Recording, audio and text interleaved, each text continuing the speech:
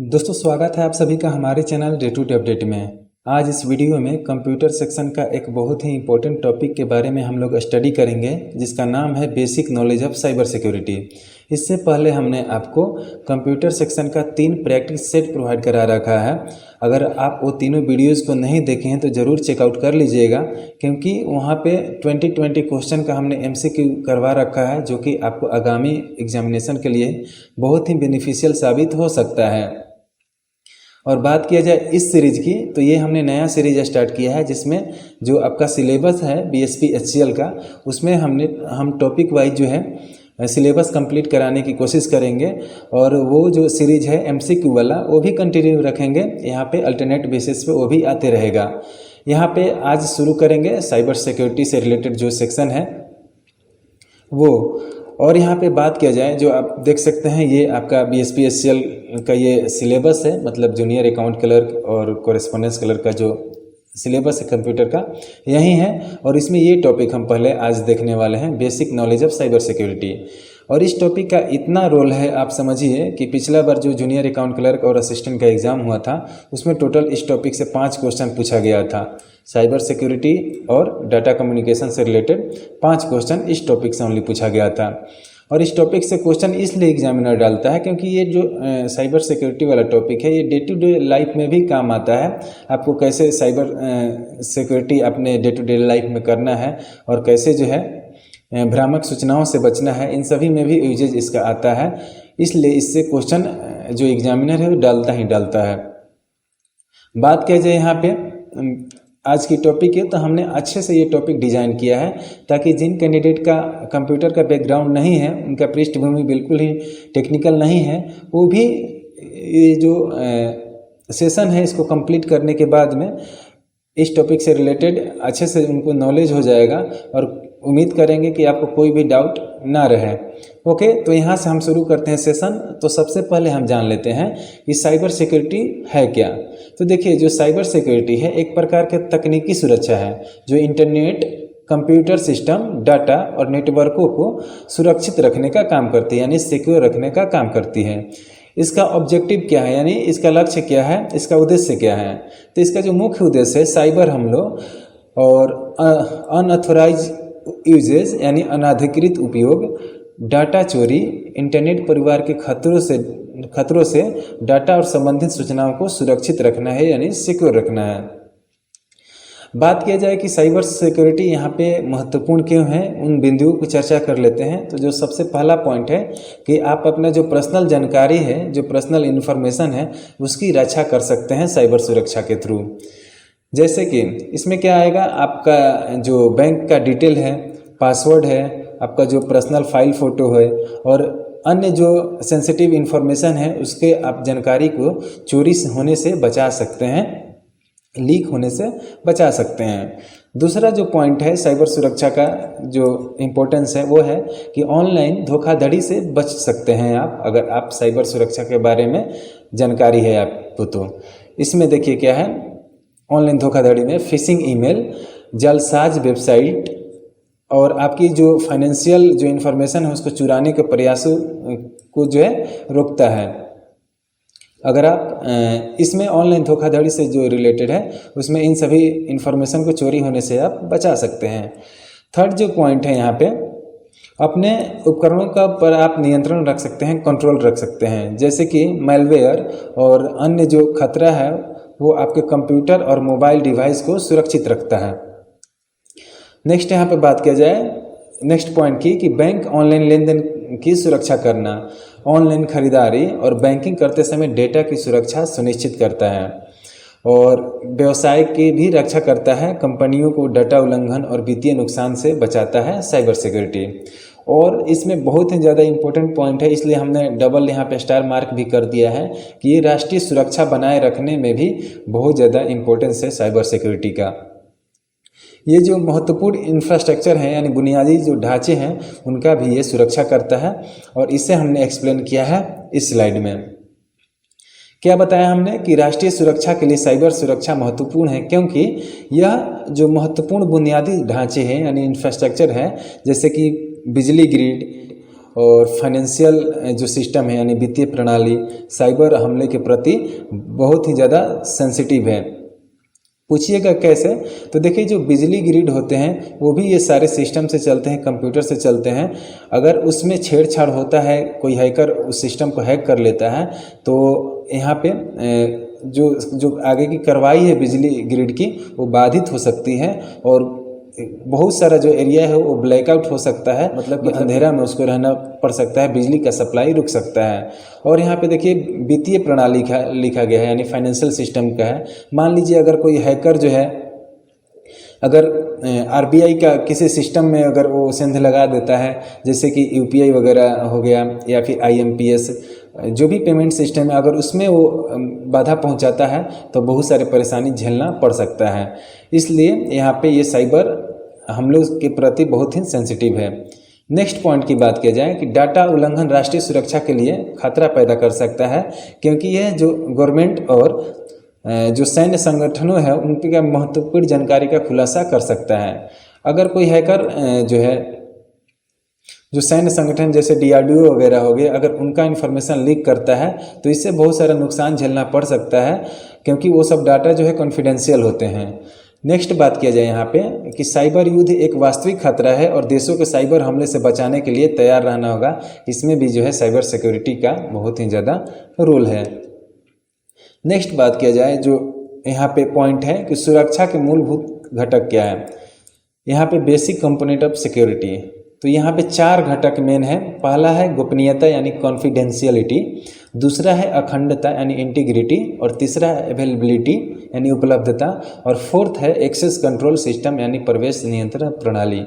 ये जो चारों पॉइंट है यही है मेन सुरक्षा के मूलभूत घटक, यानी मूल घटक है सिक्योरिटी का, कैसे आप जो सिक्योर रह सकते हैं, यानी साइबर सिक्योरिटी से रिलेटेड ये चारों मूल घटक है। इन्हीं को हम आगे डिस्कशन करेंगे डिटेल में। तो ये आप देख लीजिए, इसको आप ऐसे शॉर्ट में याद कर सकते हैं। जो शॉर्ट घटक CIAA मतलब कि confidentiality, integrity, availability and access control system, CIAA को हम लोग डिटेल में डिस्कशन करेंगे आगे वाले स्लाइड में।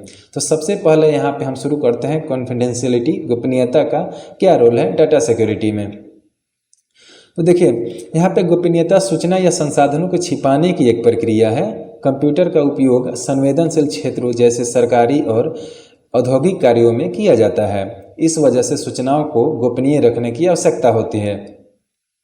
जैसे कि सरकारी विभागों में सैन्य और असैनिक संस्थान अक्सर उन लोगों तक ही सूचना पहुंचाते हैं जिन्हें वास्तव में उसकी आवश्यकता होती है।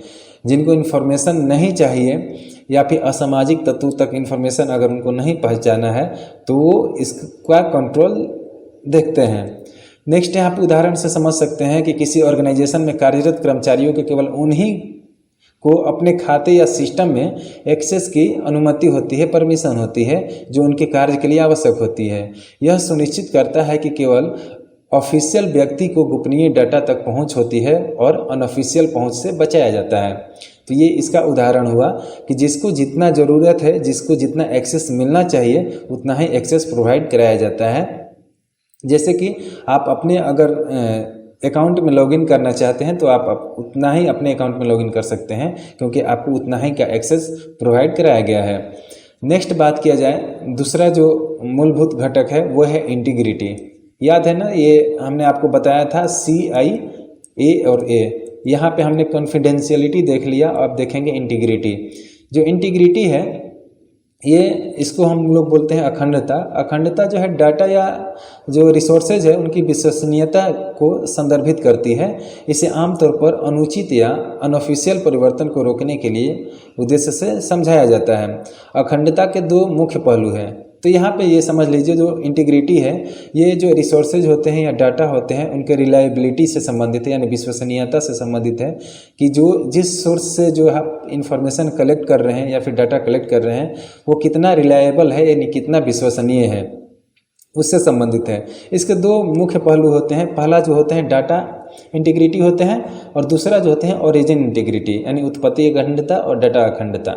जो डाटा इंटीग्रिटी है यह सूचना की सामग्री से जुड़ा होता है। इसका अर्थ है कि जानकारी में किसी भी प्रकार का कोई दखल या हेरफेर नहीं होना चाहिए यानी मैनिपुलेशन नहीं होना चाहिए जिससे उसका मूल अर्थ या मूल्य ही बदल जाए। तो ये है कि आपका जो इन्फॉर्मेशन है उसमें कोई भी दूसरे का दखल नहीं होना चाहिए और कोई भी हैकर आपके जो डाटा आपने सिक्योर करके रखा है उसमें चेंजेस ना कर सके। तो ये रहा आपको डाटा इंटीग्रिटी। बात किया जाए ओरिजिन इंटीग्रिटी की यानी उत्पत्ति अखंडता की, तो ये सूचना के स्रोत से जुड़ा होता है जिसे प्रायः ऑथेंटिकेशन के नाम से जाना जाता है। और सूचना का स्रोत उसकी सटीकता यानी एक्यूरेसी और रिलायबिलिटी यानी विश्वसनीयता को प्रभावित कर सकता है। इसी के आधार पर लोग उस सूचना पर भरोसा करते हैं यानी जो इन्फॉर्मेशन जहां से आप ले रहे हैं वो कितना रिलायबल है और कितना एक्यूरेट है वो यहाँ पे इसके बारे में ये बताता है उत्पत्ति अखंडता यानी ओरिजिन इंटीग्रिटी। नेक्स्ट बात किया जाए अवेलेबिलिटी की। ये CIA और A का हमने 2 पॉइंट डिस्कशन कर लिया, कॉन्फिडेंशियलिटी और इंटीग्रिटी। और थर्ड जो यहाँ पे मूलभूत घटक है अवेलेबिलिटी, इसके बारे में देखते हैं। जो उपलब्धता है वह योग्यता होती है जिसे जानकारी या वांछित संसाधन का उपयोग किया जा सकता है यानी जो डिजायर रिसोर्सेज होते हैं उनका हम यूज कर सकते हैं। और बताया जाए सुरक्षा के संदर्भ में जो उपलब्धता का यह पहलू महत्वपूर्ण है कि कोई जानबूझकर डाटा या किसी सेवा तक पहुंच से इनकार करने के लिए उसे अनुपलब्ध करा सकता है। इसका कहने का मतलब ये है जो हैकर हैं वो डाटा तक पहले ही पहुंचकर उसे डिलीट कर सकते हैं या फिर करप्ट कर सकते हैं ताकि जो पर्सन है जो डाटा का ऑनर है वो उसका यूज ना कर सकते हैं, उनके लिए अनुपलब्ध करा सकते हैं। तो इससे रिलेटेड है उपलब्धता यानी डाटा को आप सिक्योर कब कीजिएगा जब वो उपलब्ध हो। तो उपलब्धता होना ज़रूरी है, इसलिए हैकर जो है उसको डिलीट करने का कार्य भी कर सकते हैं। इसलिए आपको डाटा का उपलब्ध होना जरूरी है। ये रहा थर्ड आपका घटक साइबर सिक्योरिटी से रिलेटेड। बात किया जाए यहाँ पे फोर्थ एंड लास्ट घटक की, तो प्रवेश नियंत्रण प्रणाली यानी एक्सेस कंट्रोल सिस्टम। ये एक ऐसी प्रणाली है जिसे उपयोगकर्ताओं तक पहुंच को रोकने और सीमित करने के लिए डिजाइन किया गया है।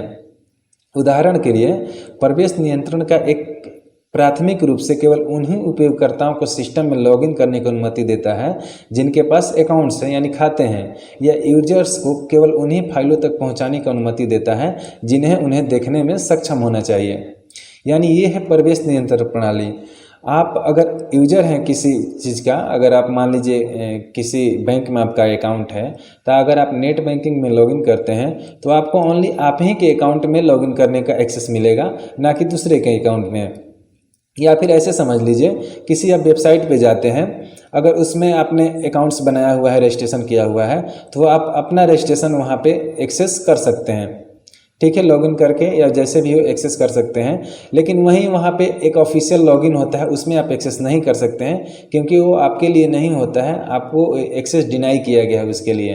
तो यही बताया गया है कि प्रवेश नियंत्रण प्रणाली में आपको एक्सेस को लिमिट कर दिया जाता है, सीमित कर दिया जाता है, ताकि जिस पर्सन को जितना अधिकार दिया गया है, जितना एक्सेस दिया गया है, उतना ही का यूज कर पाए, ना कि अपने अधिकार क्षेत्र से बाहर जाकर यूज कर पाए। अगर ऐसा हुआ तो इसका फ़ायदा हैकर भी उठा सकते हैं और वो अनधिकृत जो है अनऑथराइज एक्सेस वहाँ पे पा सकते हैं, ठीक है। यहाँ पे हम बात करेंगे नेक्स्ट जो टॉपिक है कि जो वायरस अटैक होते हैं उसमें इम्पोर्टेंट सोर्स क्या है, यानी किस सोर्स से जो है कंप्यूटर वायरस अटैक करते हैं। पहला यहाँ पे देखिए डाउनलोडेड फाइल्स या प्रोग्राम होते हैं, उसके थ्रू जो वायरस हैं आपके सिस्टम में आ सकते हैं। बहुत सारे इंटरनेट से आप जो थर्ड पार्टी फाइल डाउनलोड करते हैं या फिर प्रोग्राम्स डाउनलोड करते हैं, उसके थ्रू भी वायरस आने के चांसेस रहते हैं मोबाइल में या फिर कंप्यूटर में। यहाँ पे दूसरा जो है इलीगल सॉफ्टवेयर।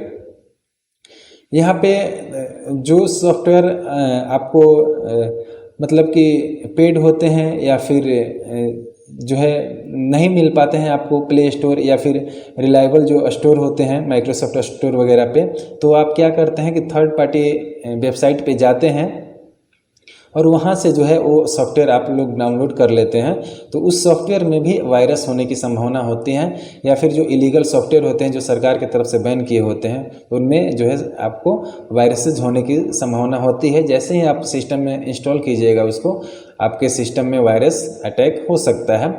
ओके, बात किया जाए थर्ड की, तो ईमेल अटैचमेंट। आपको बहुत सारे लुभावने मेल वगैरह आते रहते हैं और इसमें अटैचमेंट होते हैं, मतलब कि कुछ फाइल वगैरह या फोल्डर वगैरह भेजा जाता है। उसे जैसे ही आप डाउनलोड कीजिएगा, हो सकता है आपको इंस्टॉल करने का परमिशन मांगे और परमिशन आप दे दें, उसके बाद में आपके सिस्टम में वो इंस्टॉल हो जाता है। उसके बाद में वो आपको सिस्टम को हैक करके जो है वायरस अटैक हो सकता है उसमें। ओके, नेक्स्ट यहाँ पे बात किया जाए यूजिंग इंटरनेट। आजकल इंटरनेट को बहुत सारे जो है वेबसाइट पे आप लोग विजिट करते हैं, जो कि वेबसाइट ऑफिस HTTPS सिक्योर नहीं होता है। हमने वो पिछला जो सेट करवाया उसमें बताया था कि HTTP और S में क्या अंतर है। तो S फॉर सिक्योर को ये डिनोट करता है। HTTPS वाला वेबसाइट पे आप नहीं जाकर HTTP वाले वेबसाइट पे जाते हैं, तो उसमें आपको डाटा ब्रीच का जो है प्रॉब्लम हो सकता है। या फिर वहाँ से जो आप फाइल डाउनलोड करेंगे उसमें वायरस हो सकता है और इससे आपका जो सिस्टम है वो अतिक्रमण हो सकता है, वायरस के थ्रू अटैक हो सकता है। बात किया जाए नेक्स्ट पॉइंट की, और किस के थ्रू आपके सिस्टम में वायरस आ सकता है, तो USB पेन ड्राइव आप यूज करते हैं या फिर फ्लैश ड्राइव यूज करते हैं, उसके थ्रू भी वायरस जो है आ सकता है। जो 6th पॉइंट है वो है not running the latest update. आपके मोबाइल या फिर लैपटॉप को बताया जाता है कि आप जो है लेटेस्ट वर्जन का आप विंडोज़ यूज कीजिए या फिर जो एप्लीकेशन सॉफ्टवेयर है वो यूज कीजिए। इसलिए बताया जाता है ताकि जो पुराना वाला सॉफ्टवेयर है अगर उसमें वायरस वगैरह का प्रॉब्लम हो तो वो दूर हो जाए, क्योंकि कंपनी समय समय पर उसका अपडेट देती रहती है। आप नया मोबाइल लीजिएगा तो एडवर्टीजमेंट में बताया जाता है कि 3 साल का आपको सिक्योरिटी पैच का अपडेट मिलेगा, 2 साल का आपको OS अपडेट मिलेगा, यानी ऑपरेटिंग सिस्टम का अपडेट मिलेगा। ये सब क्या है, इसी से रिलेटेड है। आपको जो मेन सिक्योरिटी पैच वाला अपडेट है वो इस टॉपिक से रिलेटेड है आपको, इसलिए आपको लेटेस्ट वर्जन का जो भी एप्लीकेशन वगैरह है यूज करना चाहिए। नेक्स्ट यहाँ पे बात किया जाए टॉपिक कि types of attack in network security. तो आपके नेटवर्क सिक्योरिटी में किस किस प्रकार का अटैक होता है। हमने पिछला जो टॉपिक समझा वायरस अटैक समझा, और इसमें हम लोग ये देखेंगे कि नेटवर्क सिक्योरिटी में किस किस प्रकार का आपका जो है अटैक होता है। पहला जो है वो है पैसिव अटैक, दूसरा है एक्टिव अटैक। इन सभी टॉपिक को हम लोग डिटेल में आगे देखेंगे नेक्स्ट स्लाइड में, अभी हम लोग ओवरव्यू के लिए बता दे रहे हैं आपको। पैसिव अटैक, एक्टिव अटैक, उसके बाद में थर्ड जो है डिस्ट्रीब्यूटेड अटैक, और फोर्थ है फिशिंग अटैक, फिफ्थ है हाईजैक अटैक, और 6th है स्पूफ अटैक, और 7th है पासवर्ड अटैक। ये 7 प्रकार का जो है अटैक जो है आपके नेटवर्क सिक्योरिटी पर हो सकता है। सबसे पहला हम लोग देखते हैं पैसिव अटैक। जो पैसिव अटैक है ये असुरक्षित ट्रैफिक की निगरानी करता है और क्लियर टेक्स्ट पासवर्ड और सेंसिटिव इन्फॉर्मेशन की तलाश करता है, जिनका उपयोग अन्य प्रकार के हमलों में किया जा सकता है। क्लियर टेक्स्ट पासवर्ड मतलब कि जैसे कि कुछ लोग होते हैं अपने ATM का पासवर्ड या फिर अन्य किसी अपने लॉगिन इंटरनेट लॉगिन का पासवर्ड अपने कॉन्टैक्ट में सेव कर देते हैं या फिर स्क्रीनशॉट लेकर अपने मोबाइल में रख देते हैं, तो ये उनके लिए सही नहीं है। बिकॉज ये क्लियर टेक्स्ट पासवर्ड है, आसानी से अगर आपका मोबाइल हैक होता है या फिर डाटा अगर वहाँ से लीक होता है तो पासवर्ड भी लीक हो जाएगा और इसका गलत यूज हो सकता है। नेक्स्ट यहाँ पे बात किया जाए निष्क्रिय हमले के परिणाम स्वरूप यूजर्स की सहमति या नॉलेज के बिना हमलावर को जानकारी या डाटा फाइलों का खुलासा हो जाता है। पैसिव अटैक में क्या होता है कि यानी शांति से अटैक होता है। ये क्या होता है, आपके मोबाइल में वायरस जो है इंजेक्ट कर दिया जाता है या फिर किसी भी तरह से आपका एक्सेस लेकर, जैसे कि आप देखिएगा कुछ जो एप्लीकेशन आते हैं करेंगे 1-2 काम, लेकिन वो पूरे लिस्ट का जो है वो एक्सेस आपको ले लेंगे, कैमरा का ले लेंगे, माइक्रोफोन का ले लेंगे एक्सेस, और साथ में कॉन्टैक्ट का एक्सेस, सभी चीज़ का एक्सेस ले लेते हैं, जबकि उनका वो रिक्वायरमेंट भी नहीं होता है। तो ये उसके थ्रू भी आपका डाटा लीक हो सकता है।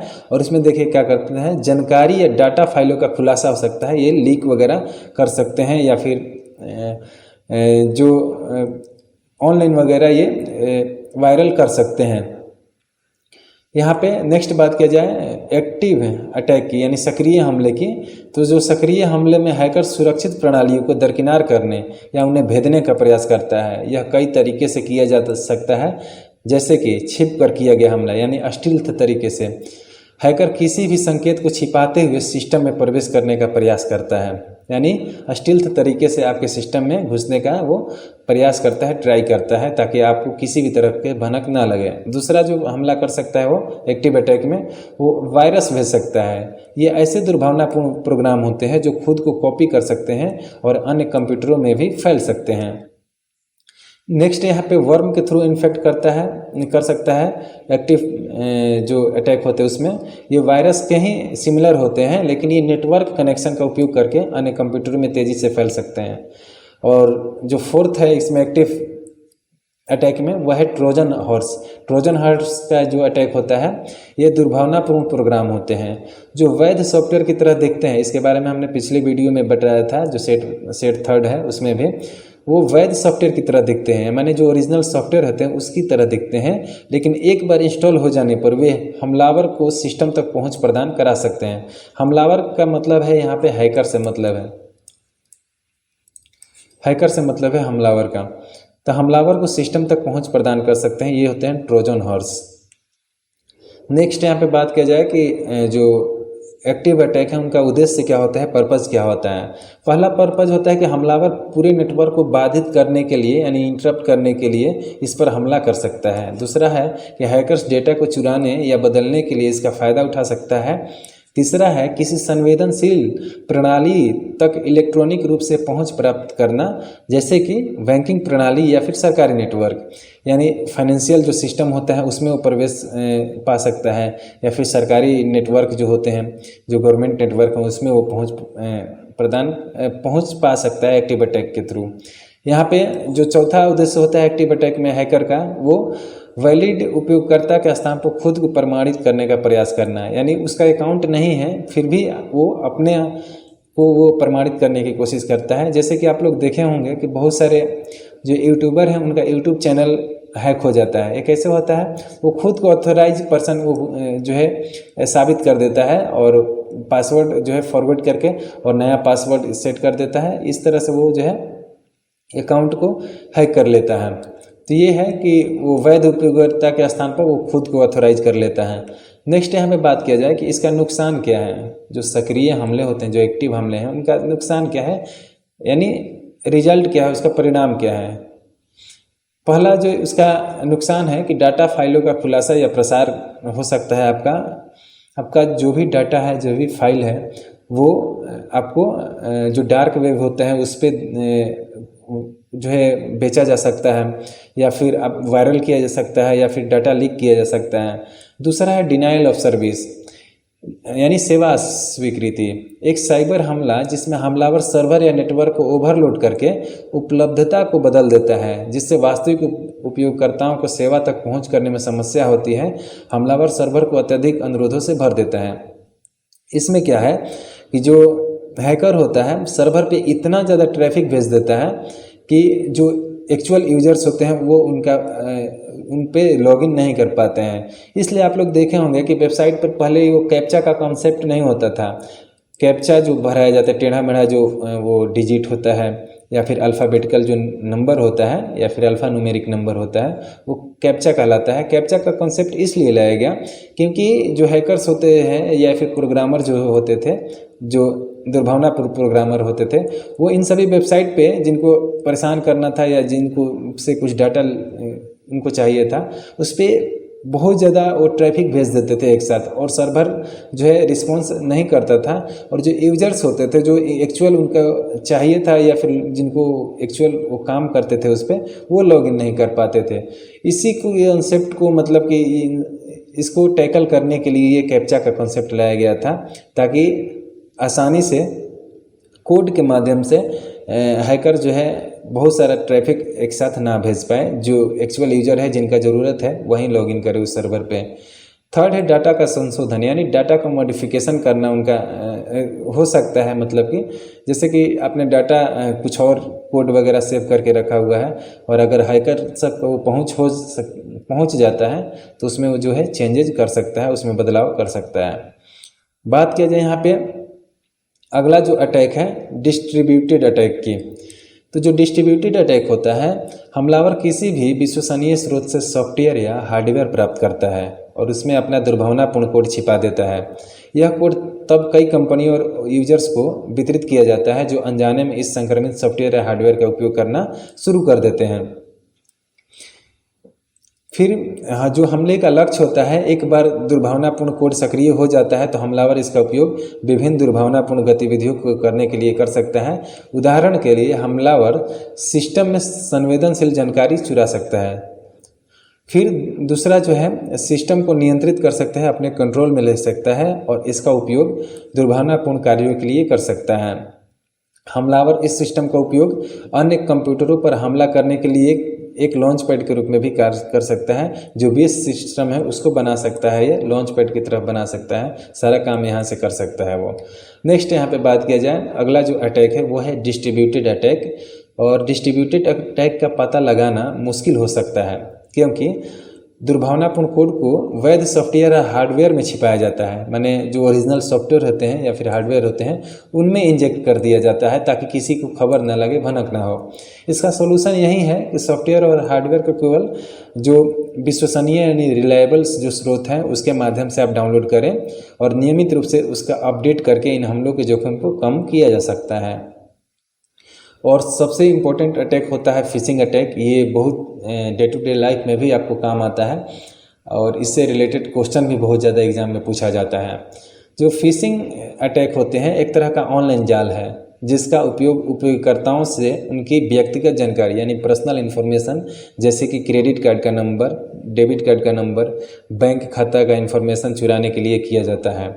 फिशिंग धोखाधड़ी कैसे काम करती है, तो ये जैसे कि जो हैकर्स होते हैं वो नकली वेबसाइट बना के हमलावर जो है यानी हैकर किसी लोकप्रिय वेबसाइट जैसे कि आपके बैंक हो गया, SBI हो गया, ICICI हो गया, PNB हो गया या फिर HDFC हो गया, कोई भी बैंक ले लीजिए, या किसी ऑनलाइन पेमेंट सेवा जैसे कि पेपल हो गया या फिर PayU आता है पेमेंट गेटवे या फिर रेजर पे आते हैं, जो भी पेमेंट गेटवे हैं उनकी हूबहू देखने वाली एक फर्जी वेबसाइट बनाता है और उसमें आप अगर क्रेडिट कार्ड या फिर डेबिट कार्ड का अगर आप डिटेल फिल अप कर देते हैं तो उन सभी का जो इन्फो है वो हैकर्स के पास चली जाती है और उसका वो मिसयूज कर सकता है, आपके अकाउंट से पैसा वगैरह डेबिट करने का प्रयास वो कर सकता है।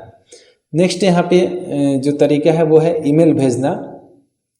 वो ईमेल भेजकर जो है हमलावर यानी हैकर संभावित पीड़ितों को आधिकारिक लगने वाली ईमेल भेजता है, यानी लगेगा कि वो ऑफिशियल ईमेल है लेकिन वो फेक ईमेल होता है और उससे जो है आपको नकली वेबसाइट बनाई गई होती है। और बात किया जाए नेक्स्ट की, तो ईमेल में से जाल बिछाना। ईमेल में अक्सर किसी समस्या जरूरी कार्रवाई का जिक्र होता है जिससे यूजर्स को जल्दबाजी में कोई गलती करने के लिए प्रेरित किया जाता है। और उदाहरण के लिए ईमेल में यह लिखा जा सकता है कि आपका खाता बंद कर दिया जाएगा या आपकी जानकारी अपडेट कराने की आवश्यकता है और उसके थ्रू आपका जो है पर्सनल इन्फॉर्मेशन वो लोग मांग सकते हैं और उसका मिसयूज कर सकते हैं। नेक्स्ट यहाँ पे बात किया जाए कि नकली लिंक पर क्लिक करने के लिए प्रेरित करना है। क्या करेगा हैकर कि मेल में प्राप्तकर्ता को किसी लिंक पर क्लिक करने के लिए प्रेरित किया जाता है और यह लिंक असली वेबसाइट की जगह फर्जी वेबसाइट पर ले जाता है और उसमें आप पर्सनल इन्फॉर्मेशन कोई भी डालिएगा या फिर फाइनेंशियल जो भी डिटेल है अगर आप डालिएगा तो उसको हैकर चुरा कर उसका मिसयूज कर सकता है या फिर कर लेगा। नेक्स्ट यहाँ पे जो है हैकर क्या करेगा, व्यक्तिगत जानकारी चुराने की कोशिश करेगा। जब पीड़ित जो है फर्जी वेबसाइट पर जाता है और अपने लॉगिन विवरण दर्ज करता है तो यह जानकारी हमलावर द्वारा चुरा ली जाती है। चोरी की गई जानकारी का उपयोग करेगा वो चुराई गई लॉगिन जानकारी का उपयोग करके हमलावर असली वेबसाइट पर पीड़ित के खाते में लॉगिन करने का प्रयास कर सकता है।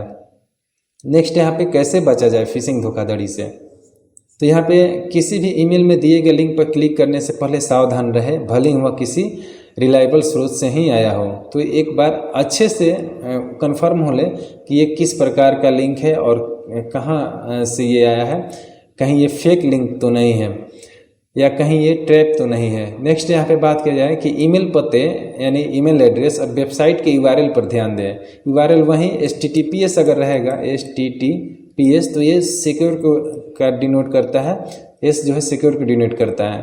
तो यूआरएल पर ध्यान दें और जो ईमेल एड्रेस है उस पर ध्यान दें। ईमेल एड्रेस क्या होता है कि एक एक अक्षर चेंज करके जो है ईमेल एड्रेस को लोग असली दिखा सकते हैं। ओके, और यहाँ पे देखिए अगर ये थोड़े से भी संदिग्ध लगे तो उन पर क्लिक ना करें। नेक्स्ट यहाँ पे बात किया जाए, सीधे वेबसाइट पर जाकर ही लॉगिन करें, किसी ईमेल में दिए गए लिंक का इस्तेमाल ना करें।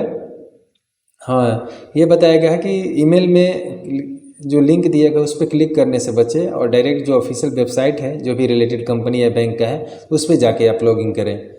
अपने बैंक और अन्य महत्वपूर्ण खातों के लिए मजबूत पासवर्ड का उपयोग करें और उन्हें नियमित रूप से बदलते रहें। मजबूत पासवर्ड का मीनिंग ये होता है कि कम से कम उसमें एक कैपिटल लेटर हो, जैसे कि किसी का नाम जो है कुछ भी हो तो एक जो है उसमें कैपिटल लेटर हो, बाकी जो हो वहाँ पे स्मॉल लेटर हो। और बात किया जाए तो कुछ डिजिट उसमें होना चाहिए, कुछ भी सीरियल नंबर नहीं दीजिएगा तो अच्छा है, कुछ अनदर डिजिट दे सकते हैं। और वहाँ पे एक कोई भी स्पेशल कैरेक्टर होना चाहिए। और साथ में बात किया जाए यहाँ पे तो ये कम से कम 10, 8 या 9 डिजिट का होना चाहिए पासवर्ड। तो ये आपको स्ट्रॉन्ग पासवर्ड का निशानी होता है। नेक्स्ट बात किया जाए हाईजैक अटैक। हाईजैक हमला एक ऐसा हमला है जहां हैकर आपके और आपके किसी अन्य व्यक्ति के बीच चल रहे संचार सत्र को नियंत्रित कर लेता है यानी कंट्रोल कर लेता है। संचार सत्र का मतलब आप चैट कर रहे हैं या फिर आप बात कर रहे हैं, वॉइस कॉल कर रहे हैं या फिर वीडियो कॉल कर रहे हैं, किसी भी तरह से आप कम्युनिकेट कर रहे हैं किसी पर्सन से, तो उसके बीच में जो है हैकर्स कंट्रोल कर लेता है और उस व्यक्ति को संचार से अलग कर देता है, यानी जो आपसे जुड़ा हुआ है नेक्स्ट पर्सन उससे अलग करके। और इस हमले में आपको यह भ्रम हो जाता है कि आप अभी भी मूल व्यक्ति से बात कर रहे हैं और अपना जो जानकारी है हैकर को निजी जानकारी, पर्सनल इन्फॉर्मेशन भेज सकते हैं आप। हमलावर का लक्ष्य जो होता है, हाईजैक हमले का लक्ष्य आमतौर पर संवेदनशील जानकारी जैसे पासवर्ड, क्रेडिट कार्ड का नंबर, बैंक खाता या फिर डेबिट कार्ड का नंबर यानी फाइनेंशियल से रिलेटेड जो भी डिटेल है वो लेना होता है, चुराना होता है। अपने आप को हाईजैक हमले से कैसे बचाएं? तो पहला है ये कि सार्वजनिक वाईफाई नेटवर्क का उपयोग करते समय सावधान रहें। अगर कर भी रहे हैं तो आप VPN का यूज करें, वर्चुअल प्राइवेट जो नेटवर्क होता है वो, या फिर आप फायरवॉल को अपडेट करते रहें अपने। VPN और फायरवॉल के बारे में हमने पिछले वीडियो में बताया है तो उसे भी आप चेकआउट कर सकते हैं। जैसे कि देखिए बताया गया है कि वाईफाई नेटवर्क असुरक्षित हो सकते हैं और हमलावरी के लिए कमज़ोर लक्ष्य हो सकते हैं। सेंसिटिव जानकारी साझा करने या वित्तीय लेन देन करने से पहले किसी सुरक्षित नेटवर्क का उपयोग करें और बताया गया कि VPN का उपयोग करें, ये जो हमने आपको बता दिया। नेक्स्ट बात किया जाए, अपने सॉफ्टवेयर और फायरवॉल को अपडेट रखें। ये हमने बताया आपको। अज्ञात स्रोतों से लिंक पर क्लिक ना करें, जो भी अनऑफिशियल लिंक आते हैं उन पे क्लिक ना किया करें। और लास्ट यहाँ पे है पासवर्ड अटैक। पासवर्ड अटैक के बारे में बात किया जाए, पासवर्ड हमला एक ऐसी टेक्निक है जिसका उपयोग हैकर किसी नेटवर्क के खाता यानी अकाउंट्स, डाटाबेस या पासवर्ड से सुरक्षित फाइल में संग्रहित पासवर्ड को चुराने के लिए करते हैं। आमतौर पर हैकर्स पासवर्ड को क्रैक करने की कोशिश करते हैं यानी उसे पता लगाते हैं। पासवर्ड हमले 3 मुख्य प्रकार के होते हैं। तो यानी कुल मिलाकर बात किया जाए, पासवर्ड अटैक जो होते हैं हैकर द्वारा पासवर्ड को क्रैक करने का ये एक प्रकार का अटैक होता है कि किसी भी तरह से हैकर्स उस पासवर्ड को प्राप्त कर लें, उसे बोलते हैं पासवर्ड अटैक। ये 3 प्रकार के होते हैं। पहले होते हैं डिक्शनरी अटैक, दूसरा होते हैं ब्रूट फोर्स अटैक और तीसरा होते हैं हाइब्रिड अटैक। बात किया जाए यहाँ पे डिक्शनरी अटैक की, तो डिक्शनरी अटैक में हैकर ये करता है कि आप वो एक पासवर्ड का लिस्ट रखता है, बहुत सारे पासवर्ड का लिस्ट रखता है और वो कोड के थ्रू जहाँ भी वो लॉगिन करना होता है वो वेबसाइट पे, वहाँ पे वो ट्राई करता है वो लॉगिन करने की। जैसे कि देखिए, जिन्हें संभावित पासवर्ड माना जाता है, हैकर्स शब्दों की एक बड़ी सूची रखता है यानी लिस्ट रखता है और यह शब्द को उन सामान्य शब्दों व वाक्यांशों और वर्णों के संयोजन पर आधारित होता है जिनका लोग अक्सर पासवर्ड के रूप में उपयोग करते हैं। देखे होंगे कि बहुत जो लोग होते हैं कॉमन पासवर्ड रख लेते हैं, नाम रख लेंगे, ओनली नाम रख देंगे या फिर अपना मोबाइल नंबर ही ओनली पासवर्ड डाल देते हैं। तो उन लोगों को वो आसानी से हैकर जो है बाईपास कर सकता है वैसे कमज़ोर पासवर्ड को। ये हो गया डिक्शनरी अटैक। बात कीजिए दूसरा जो ब्रूट फोर्स अटैक होते हैं, इसमें जो हैकर होते हैं हर संभव जो लेटर होते हैं यानी वर्ण होते हैं संयोजन को आजमा कर पासवर्ड का अनुमान लगाने का प्रयास करता है। इसमें जो केस सेंसिटिव अक्षर होते हैं, जैसे केस सेंसिटिव का मतलब होता है कैपिटल और स्मॉल, उसको भी वो देखता है, छोटी छोटी चीज़ों को वो आजमाता है। बड़े अक्षर, संख्याएं और विशेष वर्ण शामिल हो सकते हैं। यह तरीका बहुत समय लगने वाला होता है लेकिन कमज़ोर पासवर्डों के लिए ये कारगर हो सकता है। तो ये इस तरीका से भी हो सकता है कि जो यूट्यूब चैनल हैक होता है इसके थ्रू भी हैकर जो है हैक करते होंगे। बिकॉज देख सकते हैं कितने वो लोग आजमाते हैं, वो यहाँ तक कि केस को भी देखते हैं, केस सेंसिटिव मतलब कि कैपिटल और स्मॉल को भी वो देखते हैं इसमें, और एक एक अक्षर का वो अनुमान लगाते हैं और उसके थ्रू हैक करने की कोशिश करते हैं। नेक्स्ट यहाँ पे बात किया जाए जो लास्ट अटैक है वो है हाइब्रिड अटैक। और हाइब्रिड अटैक में क्या करते हैं वो कि शब्दकोश हमले और ब्रूट फोर्स के तत्वों को मिलाकर किया जाता है, यानी दोनों का एक तरह का मिक्सर होता है हाइब्रिड अटैक। उदाहरण के लिए हैकर पहले किसी शब्दकोश का उपयोग करके सबसे आम पासवर्ड आजमा सकता है और फिर व्यक्तिगत जानकारी यानी पर्सनल इन्फॉर्मेशन जैसे कि जन्मदिन, पालतू जानवर का नाम या फिर खुद व्यक्ति का नाम जिसका वो लॉगिन जिसका कर रहा है या फिर जिसका हैक करने की कोशिश कर रहा है उसका डिटेल आधार पर पासवर्ड का अनुमान लगाने का प्रयास कर सकते हैं। तो ये रहा आपको हाइब्रिड हमला। तो ये टोटल हमने यहाँ पे इस चैप्टर से रिलेटेड ऑलमोस्ट हाफ या फिर उससे ज़्यादा जो टॉपिक्स हैं या फिर बोली जो डिटेल है वो कवर हमने कर लिया है। और नेक्स्ट यहाँ पे टॉपिक हम लोग देखेंगे, अगला जो पार्ट 2 आएगा इस चैप्टर का, वहाँ पे मैलवेयर पढ़ेंगे, कंप्यूटर वायरसेस के बारे में देखेंगे, कंप्यूटर वर्म्स क्या होते हैं, ट्रोजन क्या होते हैं, स्पाईवेयर क्या होते हैं, और भी कुछ जो चीज़ें हैं उन सभी के बारे में हम लोग, यानी बात किया जाए basic knowledge of cyber security, तो 2 वीडियोस में हम लोग टोटल यहाँ पे कंप्लीट कर लेंगे। एक अभी ये वीडियो और एक पार्ट 2 आएगा, टोटल 2 वीडियोस में इसको हम लोग फिनिश कर देंगे। तो बस इस वीडियो में इतना ही। Thank you so much. और इस कंटेंट के बारे में जो भी आपका सजेशंस है वो कमेंट बॉक्स में प्रोवाइड करा सकते हैं। और थोड़ा भी पसंद आया है तो लाइक कर दीजिएगा और अपने फ्रेंड्स को शेयर कर दीजिएगा, और चैनल पे नए हैं तो सब्सक्राइब कर लीजिएगा। Thanks again.